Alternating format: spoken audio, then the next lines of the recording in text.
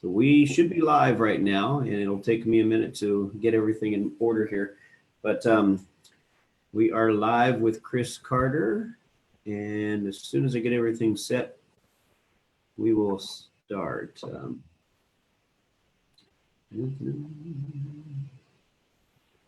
And got a couple things still loading. Okay, when you hear me, am I coming through on the computer? Yes. You're coming through the computer right now. Yeah. Okay. So we're live, guys. So we're live with Chris Carter, and we have Berlin on here as a special guest host with me. Thank you, Berlin. And thank you, Chris, for being on here. We have several different topics we've talked about talking about. But Chris, actually, why don't you go ahead and start us off with something we didn't even talk about this before, but you had talked about the power of words before when we were on another interview. We didn't get to go into it very far. So I don't know if you want to share a little bit more about the power of words. Sure, I would love to. That's a really deep topic that you just threw out there, but which is fine because I really like to talk about words. Let me just think of a good way to encapsulate this. I think in one of our previous interviews, we were probably touching on a little bit how the creation and nature as we know it is related to the world of the angels. Like we probably touched on that at some point, that we're just one of like a few hundred years of generations of people that when we look out and see creation, we see it as these inanimate, lifeless objects. And all of our ancestors, before like the 1600s, all of our ancestors saw all of nature and all of creation as alive and full of life, full of spirit, full of this inner essence, this, something within that could be spoken to, that had ears to hear our words as humans, and it could be communicated with. And that includes everyone back from the 1600s, including Jesus, who is kind of famous for talking to trees and the wind and the waves, and suggesting that his disciples talk to the mountain, and also suggesting that if someone stops the kids from praising, that the rocks would begin to communicate with us. Yeah. And he's right in there with everyone, up until the 1600s that speaks of those parts of creation as if they are alive and can hear and listen and communicate. And that's even early theology. One of my favorite quotes is from St. Augustine, and just about everybody treats St. Augustine like he's an authority, in the early church. I mean, we kind of take him as one of the bedrocks of the early faith. And he has this quote that he did not think that you could step on a blade of grass without touching an angel.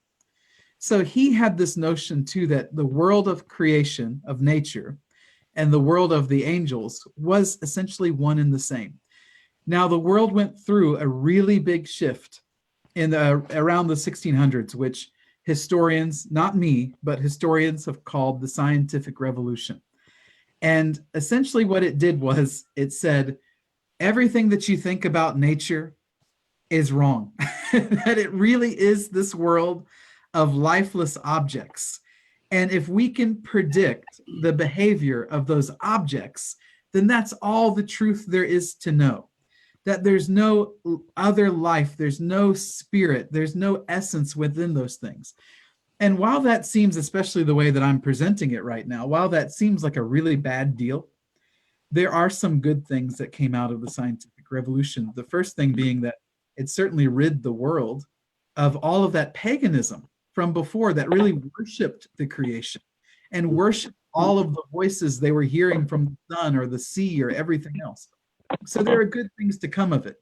But something kind of has to be regained from that kind of world moving forward, because the way forward is not backwards, but it's certainly not the direction we're going either. Yeah. Just as an aside, I think it's really interesting, the story of Moses, that the first time that he gets water from the rock, God says to him, speak, or I think he says to him the first time to strike the rock. And Moses does, and water comes out, and it, gives water to everyone that's sojourning through the wilderness. The second time God tells Moses, speak to the rock, and it'll give water. And Moses gets mad and hits again. And then that's suddenly the thing that keeps Moses out of the promised land, which sounds really kind of like a non-proportional response to what happened. Right. But just maybe that's a message for us, that what God is saying is, right now, you're hitting the rock because you don't know what it is. You're treating it like an object. But to go into the promised land, you have to learn to speak to it, which is the same thing that Jesus was saying to his guys, right? Right. Speak to the mountain. Don't go hit the mountain. Don't go bulldoze it. Don't go blow it with dynamite, but speak to it. So again, implying that there must be some relationship with a spiritual component to nature that we have kind of ignored. Now, this gets to what you asked about. I know it took a while to get here, Gil, but this is the part about the words. That was a really quick synopsis. Yeah. The part about the words is this, that when the scientific revolution took place, prior to that moment, all the words that were being used were believed not just to speak to the objects, but to speak to what was behind the object, that spiritual essence, or we might call the angelic world, that was personifying those aspects of nature. So every word that we know of, they all have their roots in this sort of thing. Like whoever named the planet Jupiter, clearly wasn't looking at that little creamy white dot in the sky and going, oh, I think that this is the king of the pagan pantheon of the Greek gods. They had to be looking past the dot and seeing what was on the other side of the veil, which in this case would have been a very powerful fallen prince that was the kind of a fallen angel that was personifying the sky and the storm and the lightning and all those kinds of things. And so all of their words, like Jupiter, was a word that reached past just the object, just the appearance, through the veil to that other realm, and was participating with that spirit that was to them simply embodying the object that they were seeing in the night sky. When the scientific revolution took place, it cut out from our consciousness that whole other world, which means that after the 1600s, our words became just as lifeless and objectified as what we believe the world to be. So instead of our words being so powerful that they could reach past the veil and communicate with something in another heavenly dimension, another heavenly realm, now our words go only as far as the lifeless objects that we believe them to be. Means our words just go like this, just like that. Instead of reaching far past a veil into another realm of the heavens, our words reflect our system, our belief system. So again, something about that should change. I'll pause because you probably all have something to say or comment or ask. I can tell Berlin does. Yeah. I can't play poker.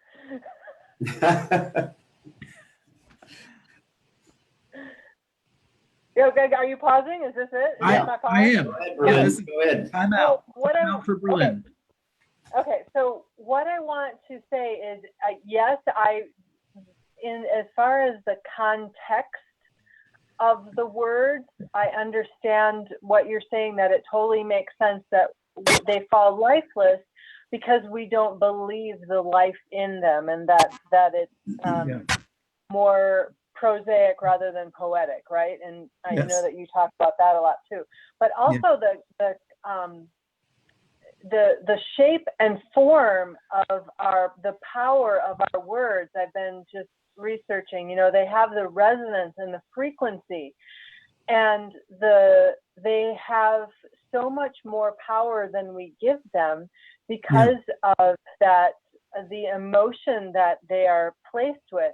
And we literally are emitting our DNA into the universe when we speak our words. And therefore, that's when our words become our world.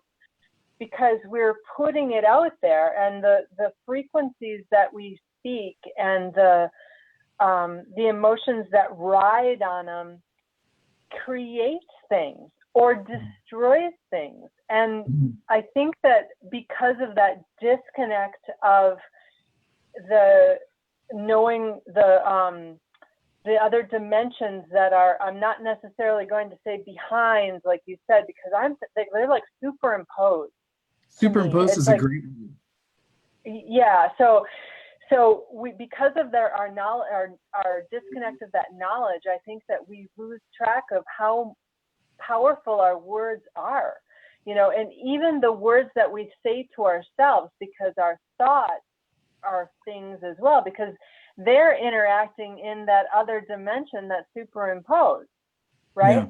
Yeah. We can be thinking and doing this whole thing in this other realm that's just as real as this realm that we're in. And so, we're multi-dimensional, and we forget about that because it's so easy to, I like to say, when you're walking, you stub your toe and you trip, and there's a cause, right? It's here in this now in this reality, but in your mind, like, you don't feel that. Right. So anyway. So what do you want to say about the power of words with the and that dimensional connection? How can we bring that connection back with the power of words? Well, I think you brought out a couple of good points. First, what you said, I was reading between the lines a little bit. What I was hearing and what you were saying was, just because we don't acknowledge that other world doesn't mean that other world doesn't exist. Right. It's still there. So consequently, our words still have power whether we believe them to or not. It's just our disconnect from it that does that. And I think that is a really good point.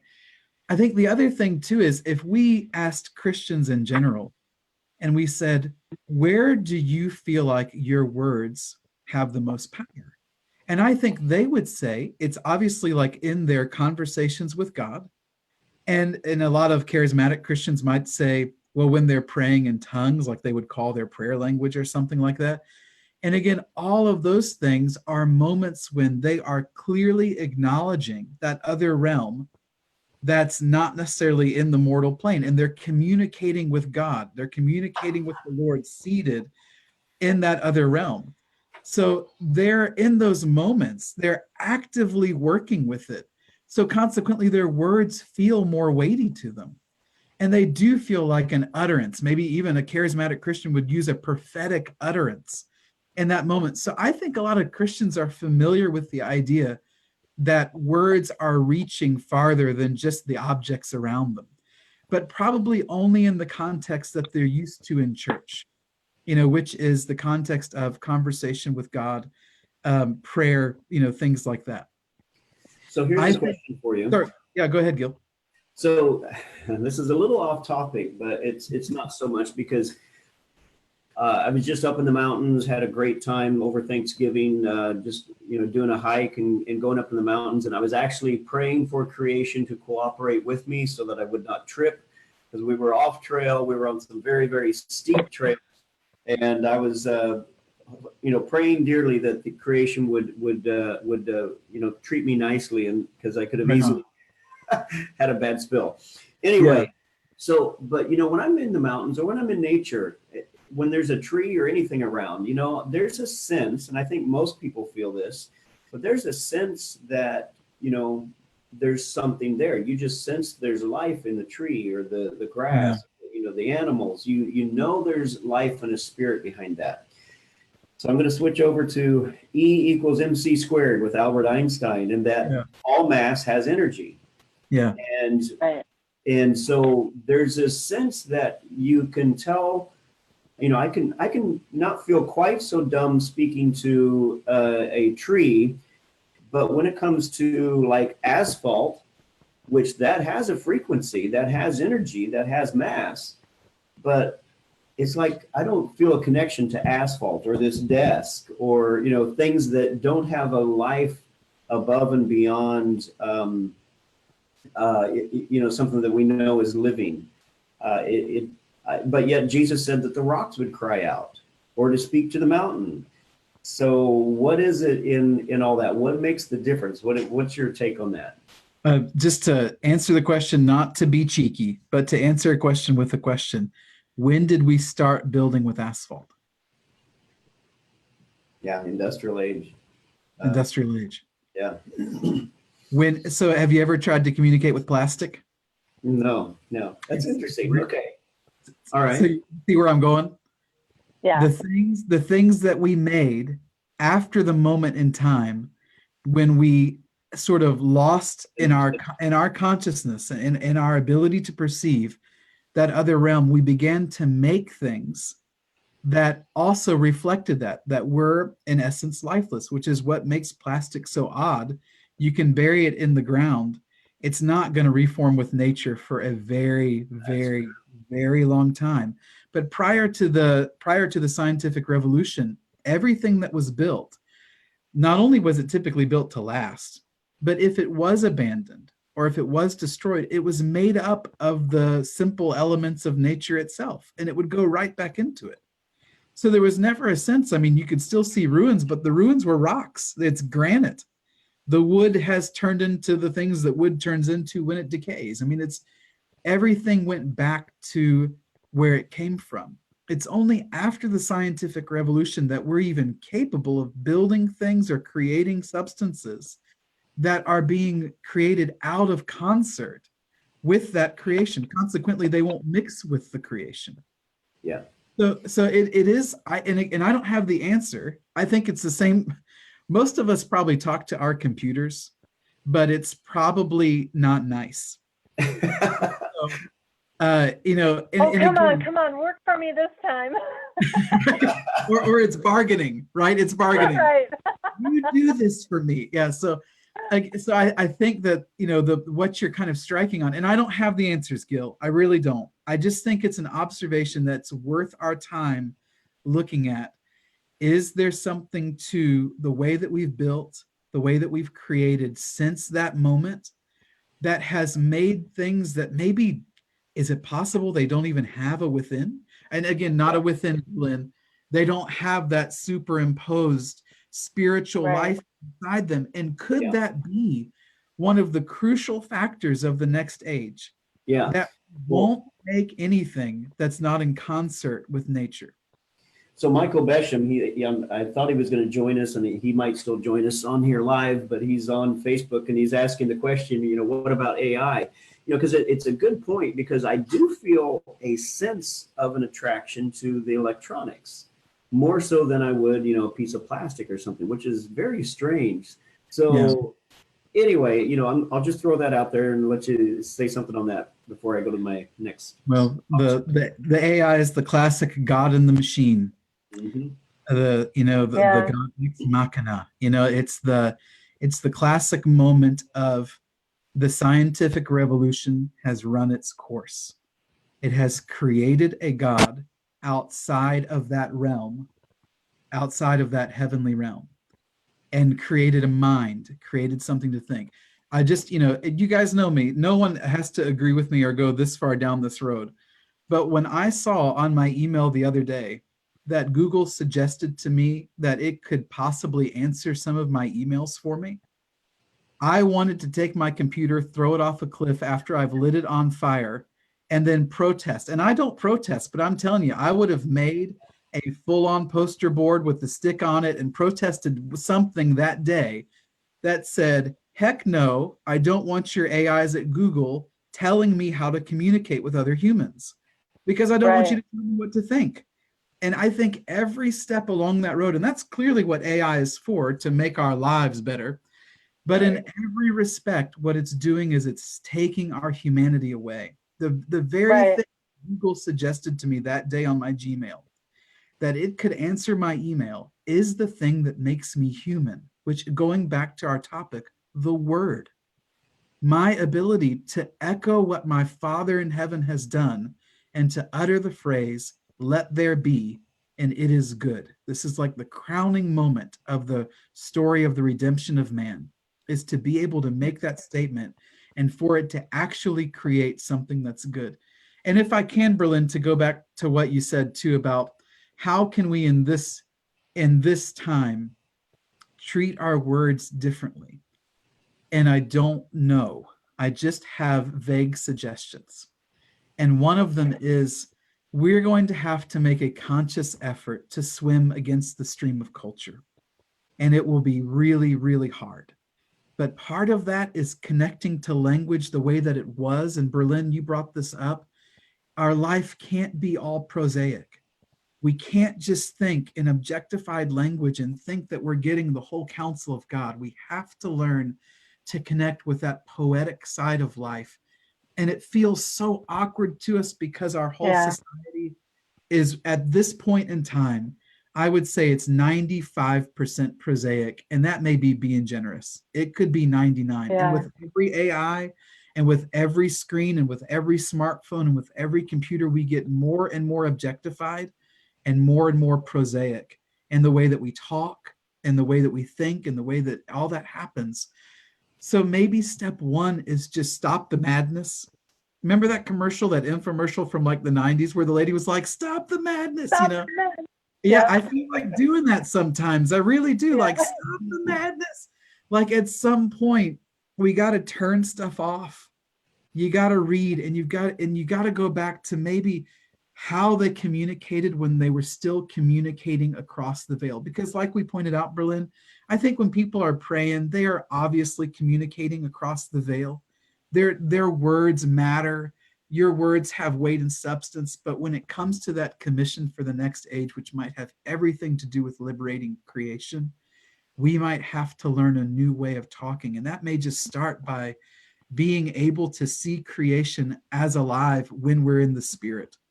And when we're interacting with the angels, realizing that they are that superimposed spiritual life in nature, and finding out how to befriend them and build a relationship, then maybe we can talk about words. And Gil, when I visit you in February, and then I'm going to be quiet because I know you guys probably got stuff to say. When I visit you in February, one of the things I want to do is to actually practice exercising that poetic side of life.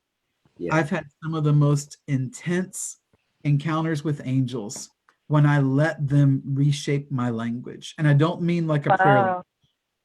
I just mean you give me the words that you want to communicate with you, and it comes out poetic. Wow. And you have to, and it's a fun thing to see and experience. And I'm telling you, when we do this with groups of people and everyone's like, oh, I can't do this. I can't write a poem. And I'm always like, no one expects this to be good.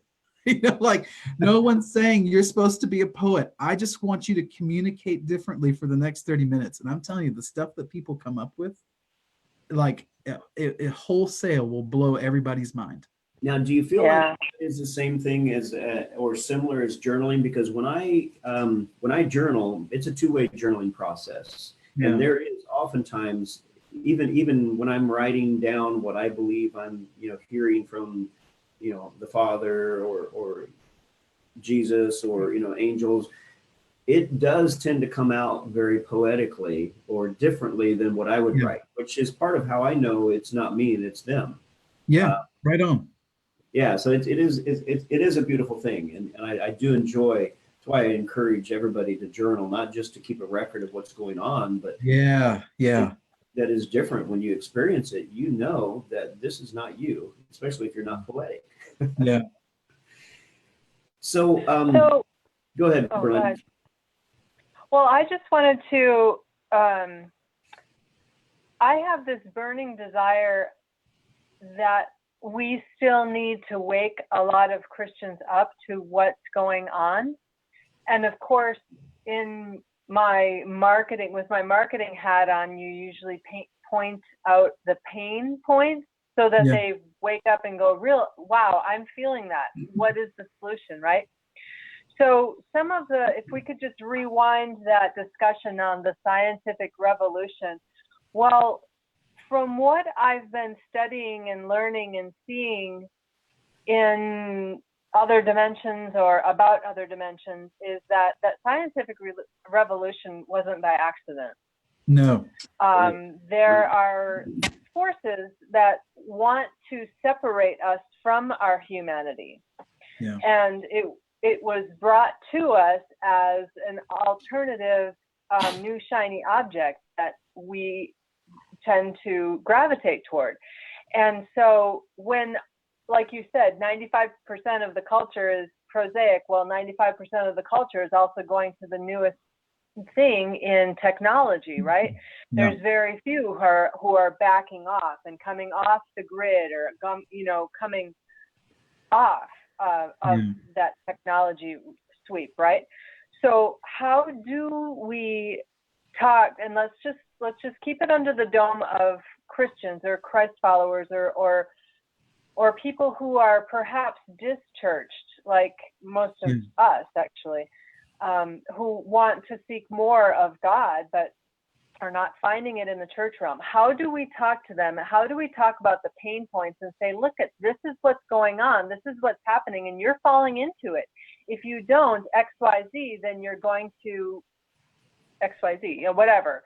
So Right. How do we talk to them? What are your thoughts on that? Yeah. First, just let me say your point about the scientific revolution being on purpose, that there's a nefarious part to it as well as a God-given part. Like, this is definitely part of our story. But what you brought out, I mean, a quote that I use all the time is Francis Bacon, who was one of the founders of the scientific revolution and so influential in the founding of America, like the colonization of the New World, was famous for saying the goal of science is technology, and the goal of technology is to overpower the creation. So the shiny object that was held in front of mankind was, instead of being at the mercy of the elements of nature, one day you're going to be able to put them at your mercy. You'll be the one in control. You can make it do whatever you want it to do, even harness the power of the atom to destroy or do whatever. That was the shiny object. Oddly, the other team, which is just my pet name for, the people that aren't playing on God's side, the other team, notice that they never gave that up. So the bright shiny object, say that again. I just said right. Yeah, so the other team never stopped participating with the spirits in nature.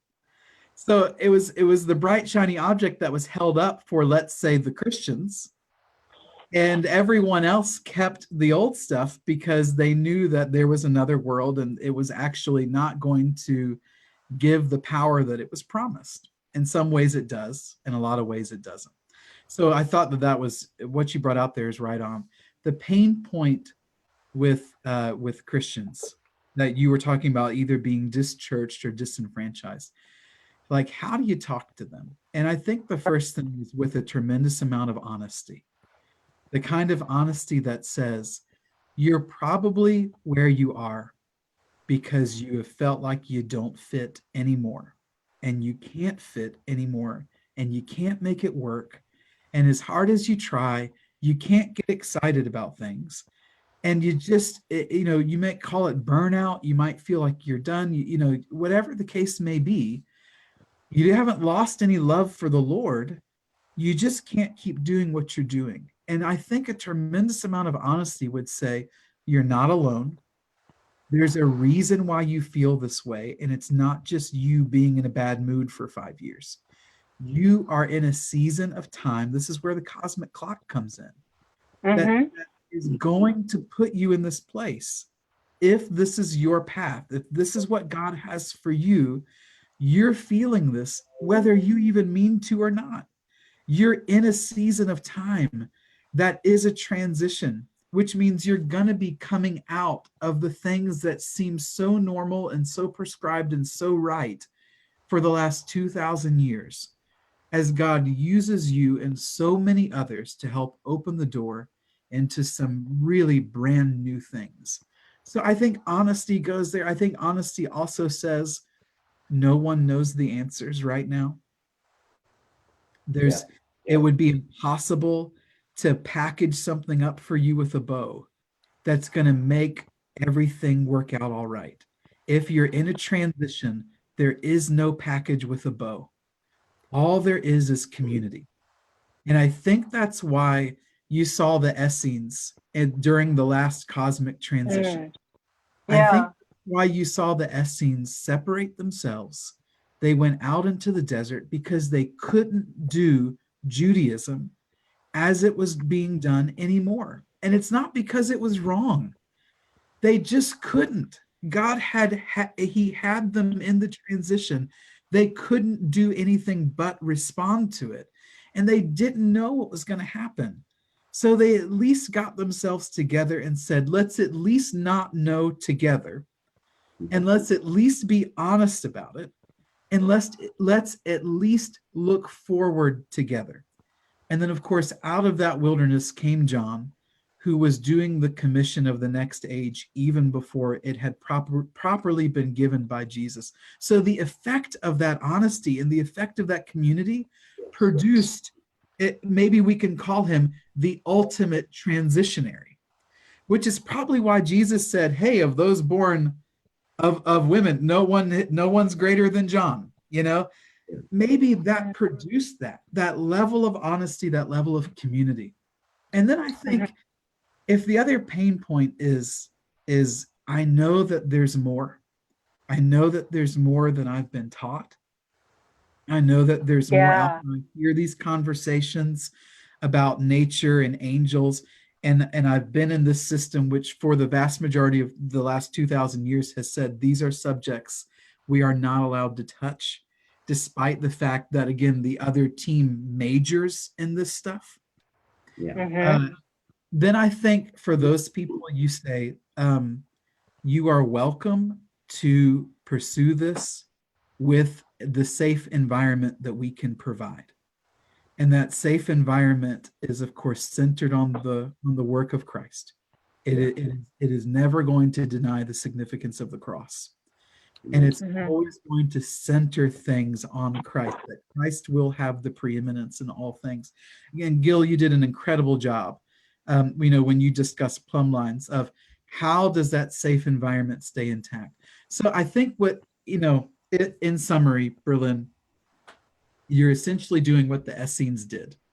And you're saying, if this is you and you're feeling this tug to swim against the current and you can't do things the way you've already done it and you know there's more, why don't you come out and we're going to have community together and we're going to figure out how to seek this stuff out together in a safe environment that we can all grow in, so that what we discover and what we grow into doesn't just stay within ourselves, but comes out of that like a John the Baptist who goes out even doing the commission for the next age, which in the case that we're talking about would be actually liberating the creation from its futility.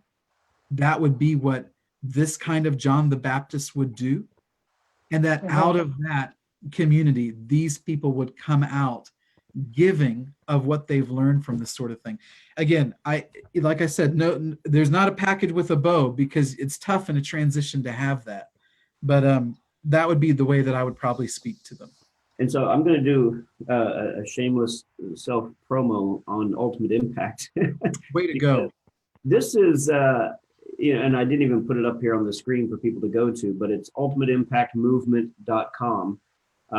If you want to go check that out. But, the whole idea in my heart is to create an environment where, number one, we can bring people who have that hunger and that desire for the more, but have no idea where to go. Ultimate Impact is designed to gently bring people in by building a biblical foundation for what we're doing, and, to walk in the heavens and to do it with confidence, but also, using the 3 plumb lines that we are, learning how to exist together in the body of Yeshua without, without judgment, without condemnation, because we're exploring. As we're stepping into this new age, we are all exploring together. And that's why I think, I put out there, hey, the one red flag that I have, there he is, Michael Beckham. How you doing? Hello. Jennifer. Hey. Turn off the Blessings. Great to be with you guys. I didn't mean to interrupt the plug. No, I'm gonna, thank you. But that the evidence that's going to come out of this is as we pile the evidence up together, and I've kind of joked about, not necessarily really joking, but I've kind of joked about the idea that we would possibly have a third testament But that third testament is just simply all the evidence of all the various experiences of people coming together.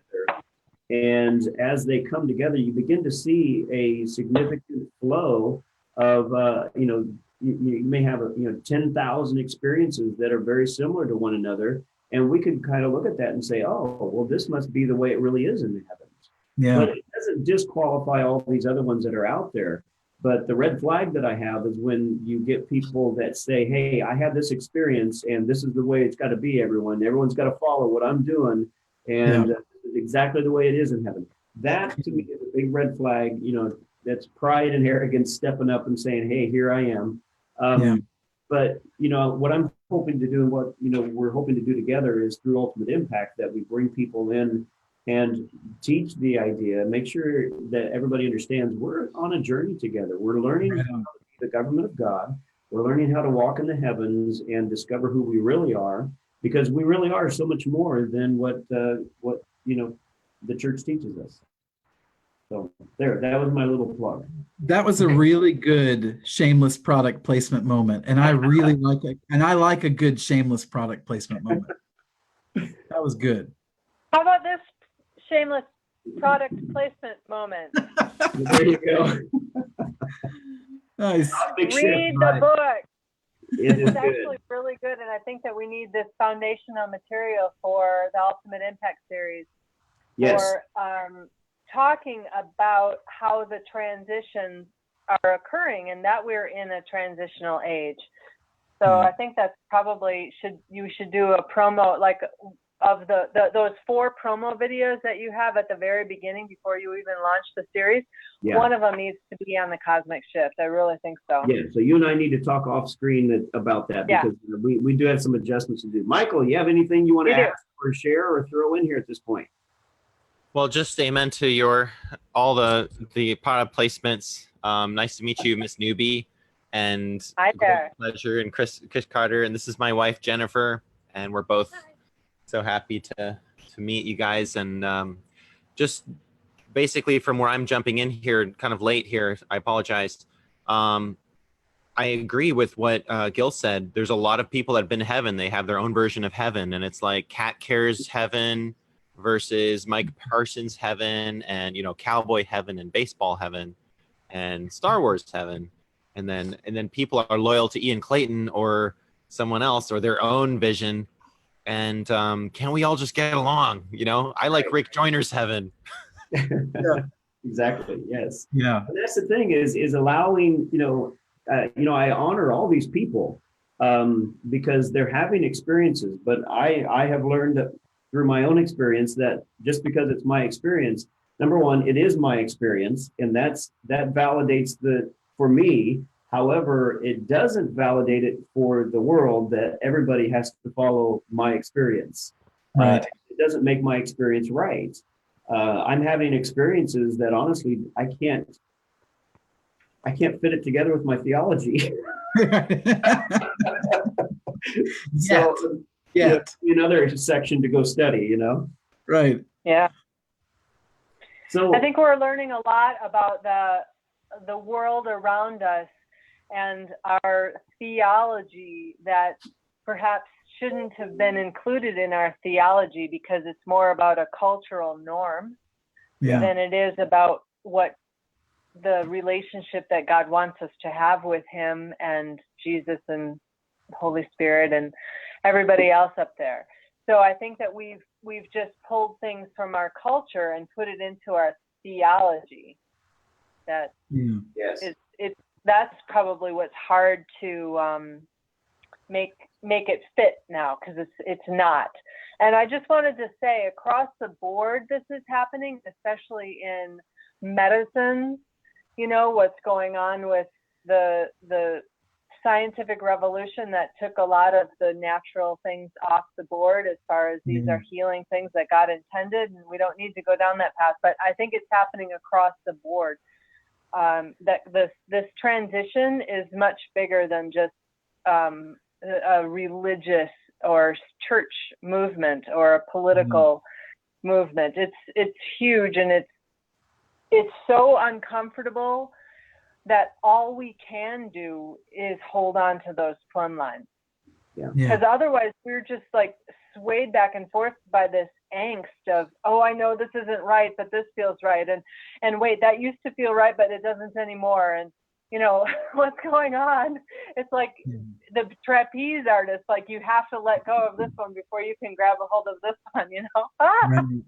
Right. Yeah. So, unless somebody has something else, I'm gonna move on to skepticism. Right on. Oh, no, right. There's none of that. Michael, you got something? No? Chris, I just want to, I mean, Gil, you're leading it, but No, go ahead. I've heard from the little that I've heard of Mr. Carter, and amen to what Mrs. Newby said. One thing Jennifer and I are very interested in is the interstellar aspect to God and the kingdom and the Bible. And it's not astrologically, you know, new age to acknowledge that there are signs in the sky and that the stars speak, and there's just a lot out there. And that's one thing. It's like we can all agree on that. You know, we can all agree on the wisdom in the stars. And I really was fascinated and look forward to probing Chris Carter's mind, X-Files style, about that. He wants Right? Let's do it. Well, go ahead, Chris. Can we form that? Narrow it down just a little bit for me. I'm just curious about how you came into this whole, because I just heard you come on Gil's live transmission, and you were just going off on like tons of deep revelation about the constellations, the wisdom of the stars, the language of the stars, and much more that I hadn't ever heard of before. Just was curious about how you came about that, and maybe where we could be directed to maybe get started on that. There you go. That's all the answers right there. It's in the book. Another shameless product placement moment. I tell you, we're doing great. Okay. No, I would love to talk about that. Do you know, I mean, I think there are things that are inside you that God's always going to draw out. So to be fair, I think I always had a love for the night sky. I tell this story all the time. It was a real significant moment in my life. I was 12 years old. I borrowed my neighbor's beat up telescope. And it was like, we're talking the $25 telescope from Walmart kind of situation. But to me, I was like, I'm going to clean this thing up and I'm going to make it work and I'm going to get it all working right. So I did. I cleaned all the lenses. I probably stripped off whatever good coatings were on the lenses when I did that. I didn't know what I was doing. But I finally got it in what I thought was working order. And I took it out in the driveway one night. When I was in high school, middle school and high school, we lived in Pittsburgh, Pennsylvania. So one probably cold evening. And I just brought the telescope and I pointed it at the brightest thing that I could see. And I centered it in the eyepiece and I looked at it. And it turned out to be Saturn. I could see the planet and I could see the ring around the planet. Now, for someone that just thought that they were pointing a telescope at a random star, it felt like I had discovered Saturn as a 12-year-old. That was the feeling on the inside. So wow. I made my dad, I mean, this is a total nerd moment here, but I made my dad drive me like 45 minutes to this observatory any Friday night that I could convince him to go. And it was clear because they had these observing parties out at this observatory. And, 20, 30 people would be like almost like nerd tailgating. And so they would be out there with their telescopes and their ethereal music playing. And I mean, a lot of my life is starting to make sense now that I'm recounting this story. And they had an actual like roll-off roof observatory with this giant reflector, like a 12.5-inch mirror reflector and a big, long refracting telescope. And even if no one was out there, sometimes when I, had a license and I could drive, I would just go out there because the sky was dark. It was, away enough from the city to be dark. So I've always had a love for it. And then about 8 years or so ago, I started to experience heaven. And, I did some amateur astronomy, here and there. But when you have young kids, amateur astronomy is not a hobby you can maintain. It's just not possible. It takes so much time and it's in the middle of the night and you can't have like a 2-year-old and have no sleep. So you just can't do amateur astronomy with young kids. But anyway, as time passed, I'm experiencing the heavens. That again is a whole nother story, but it just started to experience life in the realm that Jesus ascended to, saw my immortal life. One day, Jesus takes me to my immortal home, the place that he said, if I go, I'll prepare a place for you so that where I am, you may be also. So he has been busy for the last 2 millennia preparing this place for me. And the day that I saw it, I couldn't get over the fact that this had been made for me. And so again, in a total nerd moment, I spent weeks learning this place so that every time that I was there in the spirit, I knew where every hallway went, where every doorway led to, how big each room was. Because when I was there, I just wanted to be about living my immortal life when I was there in the spirit. And one day, of course, I find a library in there. And I was there. I remember specifically this day, I was there with an angel that I had come to know really well as a friend named Benedict. And I was there with the Apostle John. And I want to say Uriel was there, and maybe Jesus, some part of the Godhead, I'm sure, was present, or I probably would have freaked out. And I remember they took a book off the shelf, and it might have been John who did it. I can't remember. But this book was called Stars for All Seasons. And I spent weeks reading that book, and it was all about the cosmic ages. It walked me through how the ages have transitioned throughout history. Honestly, Michael, it really was an education that I feel like to this day I had no business getting at all. It was just a product of being in my immortal home and living life there, and learning to read in this, which took some time too, but all of that kind of coming together where I started to learn when I was there, and just felt like I got an education that I couldn't have got here. Now, there's a lot of those concepts that I think you can research here and you can find sources for pretty easily, but that's where it all came together for me. And of course I learned it, and I was real cautious about it because I felt like, oh no, am I getting off track here? Like, is this all, like you mentioned, is it all the astrology stuff? And it took a lot of conversations with the Father for him to just kind of reinforce with me that, this was his creation. This is his clock. This is the only clock that God ever ordained. And he's the one that said it was for this purpose. And it just happens to be the best clock ever invented. And so it was, I guess, I could probably stop there. I'm sure I could talk for an hour. That's or great. More. I'm just curious if I can ask, how does the stars connect with us traveling to heaven?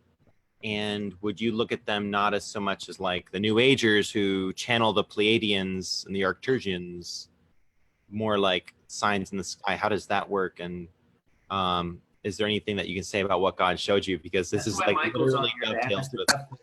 Yeah. Wait, say that again, Gil. I said that's why Michael's on here, to ask the tough questions. Yeah, that one's tough. It's tough because as he was asking it, I was trying to decide in my mind how much I was willing to say. Right. Don't get too off the deep end here. Don't talk about the laboratories in Orion, Right.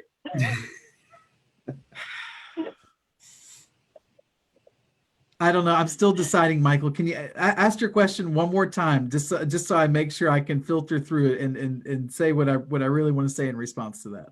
Just like for example, the New Agers, they channel the Archangels, the Pleiadians, whatever. Okay. They worship the stars. They are the astrologers in Babylon that Daniel was up against. I think we are in a Daniel situation today with that being the typical course of the world is everybody goes and listens to these New Age gurus who say that the universe and the Christ consciousness are within, and you can channel the blah, bleedy, blue, blue. But you're putting yourself, when you're going to heaven and then God is unfolding the stars to you, how does that work? Like, what is the operation of the stars? How should Christians interface with the stars? Something like that. Yeah, that's fantastic. Thanks for being patient with me on that question. I really appreciate that. I love the verse in Job 38 where God says to Job, can you bind up the sweet influences of the Pleiades? And I love the way that that's described, because influence is a really strong word. That it's a word that has an astronomical, or if we're comfortable with it, astrological origin. Influence means that your character and behavior are affected by something. And in this case, the root of the word influence is that you would have been, prior to the scientific revolution, you would have thought of yourself as being under the influence of certain heavenly bodies and how they were moving and even flowing through the heavens. But if we just take the word as we know it today, influence means to affect and change the character and the behavior of man. So for God to say to Job, Job, can you bind up the sweet influences of the Pleiades, is like saying, Job, can you stop the Pleiades from influencing, from affecting and changing the character and the behavior of mankind with sweetness? Like, can you stop that? And I think for God, this makes total sense, and kind of keeping with what we've been talking about tonight, that there is a direct connection between nature and creation and the world of the angels. So are the Pleiades, flaming balls of gas that just happen to be in a loose cluster, not so far from Earth? Or can we quote like C.S. Lewis in one of the Narnia books here, where he says, that may be what stars are made up of, but that's not what they are. So again, if we look past the veil, what are they? Well, very likely they are angelic beings. And I'm sure that there's a version of those seven sisters. That's what Pleiades means, is the seven sisters. I'm sure that there's a version of them that fell and that are perfectly happy to be worshiped by New Agers or what have you. But I'm also totally confident that there are seven angelic sisters that didn't fall and are up there to influence, to change and affect the character of mankind with sweetness. And I would say interfacing with the Pleiades, if done with the Holy Spirit in that safe place where Christ is preeminent and the Holy Spirit is present, I think that the Pleiades are a wonderful set of angelic sisters to meet and talk with, because I'm sure that the Father has discourse with them. I'm sure that the Father knows and loves the Pleiades, which is probably why he says what he says to Job, like, do you know them as well as I do? I don't think so. But I think that the Father is always wanting his children to grow up into what the Father experiences himself. In this case, an actual relationship with the angelic realm, which we could read an actual relationship with the realm of creation and nature. In this case, the cluster known as the Pleiades. So I think that there's a wealth of angelic activity to interact with.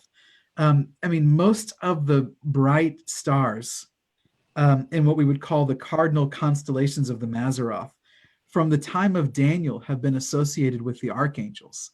So the bright star in Aquarius, which is Fomalhaut, was always associated to be the appearance of Gabriel.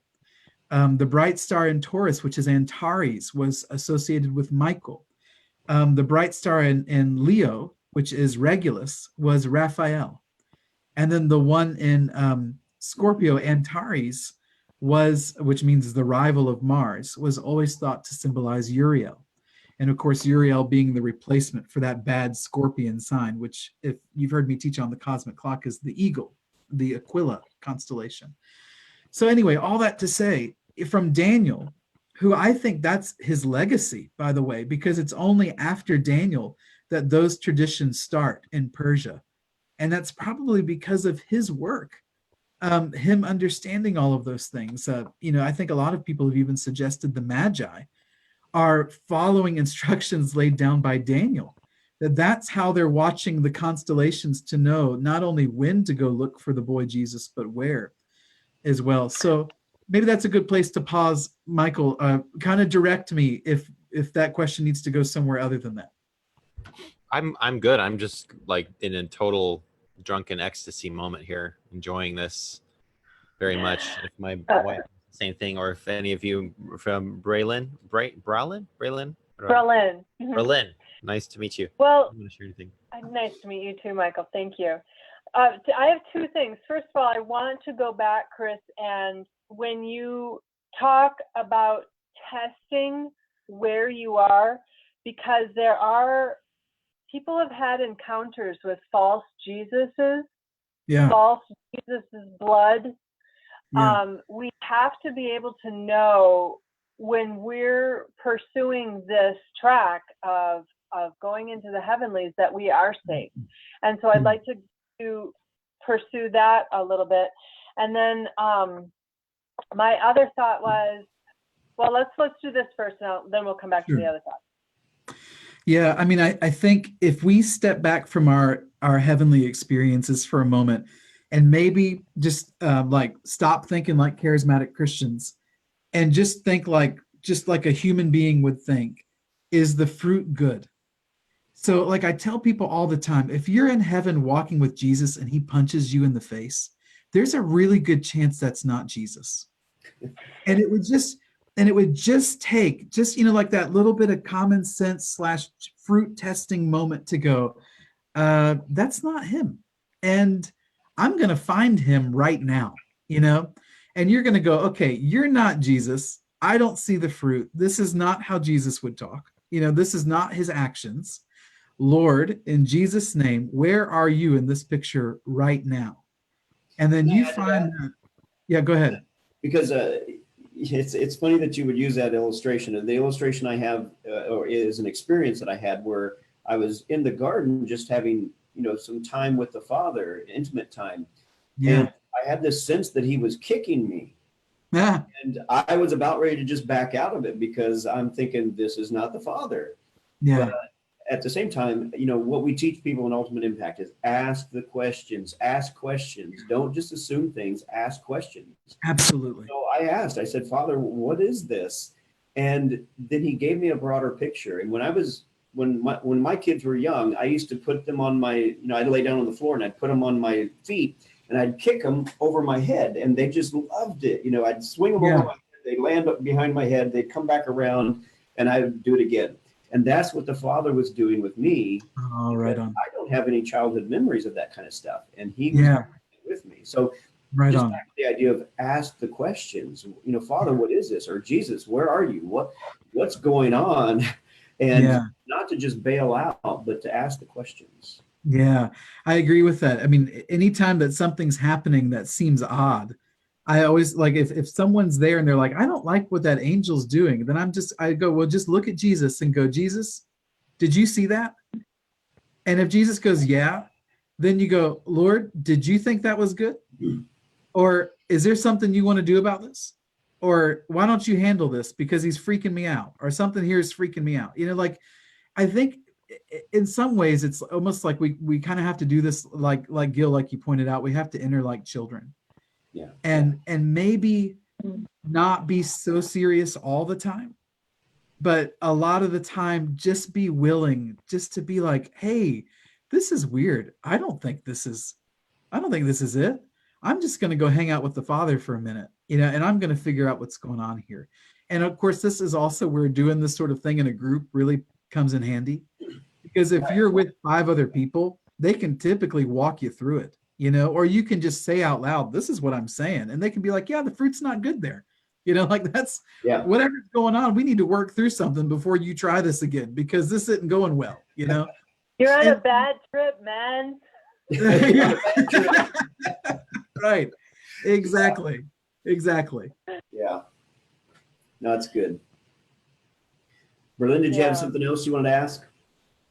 Well, I just looked at the time, and I really think that we need to hold off for this, because it might open up a whole another conversation that could go a while. So I'll make a note of it, and we can talk about this later. Yeah. So Chris, you're going to be back. I so appreciated everything that we've talked about tonight. This has been so great. Thanks for all the great questions. And Michael, there was a whole nother part to that question that you were asking about, even in our journeys to the heavens and the stars. And I just wasn't prepared to answer it like in this forum, because in short, brother, I really do feel like there is a connection there too.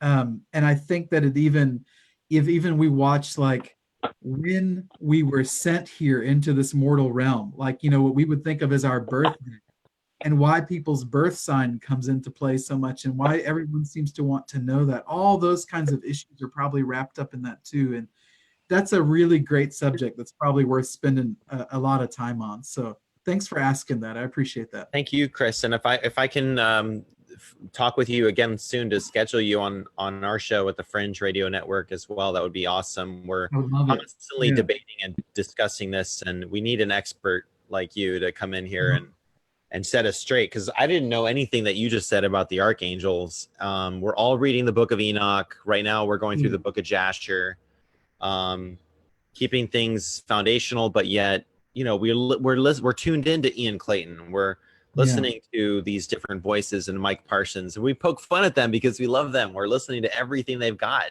you know. And my wife is also very awesome to talk with, and we get into these night walks on the beach. We live in Waikiki currently, and we're just like, okay, how to interface with the elementals. The internet is full of these new agers, but as Christians, what does the Bible tell us? How does Jesus treat nature? How are we supposed to direct that stuff? You know, I'm not a teacher here. I'm just saying, there's a lot there. So I look forward to it, Michael. Whenever we get that worked out, that'll be great. So we'll have Chris back on December 10th. So Monday night, December 10th. So same time, 5 p.m. Put your questions together. So those of you on Facebook, go ahead and put your questions together. You can ask them here, and we can come back to this list for later. And anybody else who has any questions, Michael, hopefully you'll be able to join us in Berlin. We'll do this again on December 10th. I think that's it for now. That was awesome. That's like a fire hose, I think we just went through. And thing is, I'm sure the next one will be a fire hose as well. So thank you, everyone. Anybody got any last words they have to say? Just thanks for having me on, Gil. I enjoy this so much every time. It's such a cool group of people to bring together. It really is. I love it. Thank you. Yeah. Nice to meet you, Michael. Yeah. Maybe we can talk soon. Yes. I hope we can. And shameless plug, subscribe to Gil Hodges' Patreon. Oh, yeah. Yes. Right on. All right. Hey, bless you all. Take care. We'll see you next time. Oh, and here's the other one. Right quick. In the palaces of heaven. Right on. Amen. All right. Okay, bye-bye. Bye-bye, everyone. Bye-bye. Bye-bye.